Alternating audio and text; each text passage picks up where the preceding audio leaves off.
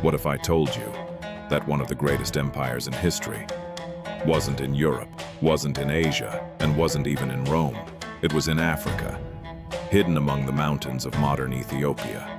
A powerful kingdom controlled international trade, built gigantic monuments, minted its own gold coins, and became one of the four greatest civilizations of the ancient world. Yet today, almost nobody remembers its name. This is the story of the Kingdom of Aksum.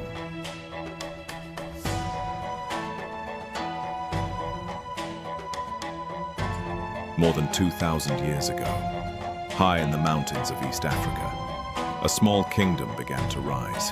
It was surrounded by fertile valleys, protected by towering mountains, and connected to one of the world's busiest trade routes.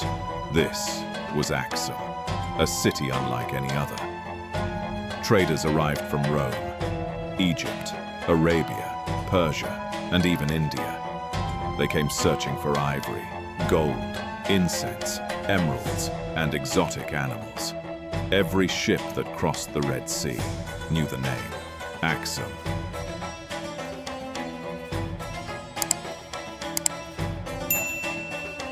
Aksum was more than a trading empire. It was a city built to inspire. Towering stone monuments, some weighing hundreds of tons, reach toward the sky. Even today, engineers still debate how these massive structures were carved, transported, and raised without modern machinery. They remain one of Africa's greatest engineering mysteries.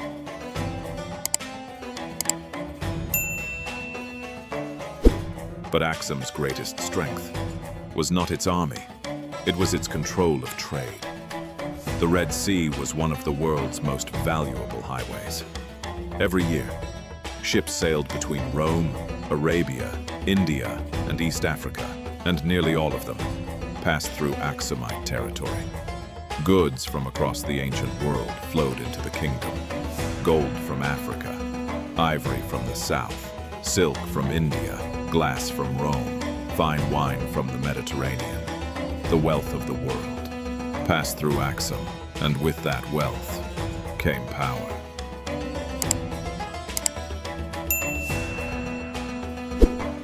But Aksum's greatest legacy was not gold or trade, it was faith.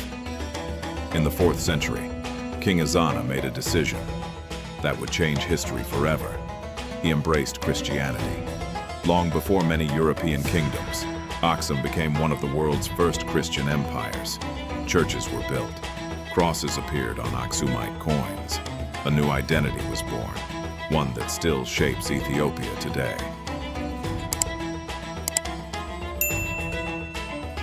But no empire lasts forever. By the 7th century, the world was changing. New powers emerged across Arabia. Trade routes shifted. The Red Sea, once filled with Aksumite ships, became increasingly difficult to control. At the same time, environmental changes, soil exhaustion, and political challenges weakened the kingdom.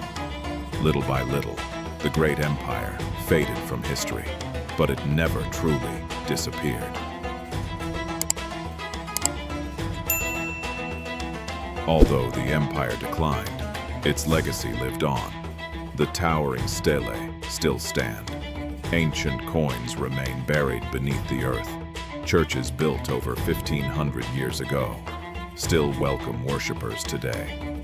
The Kingdom of Aksum helped shape the history of Ethiopia, Africa, and the world.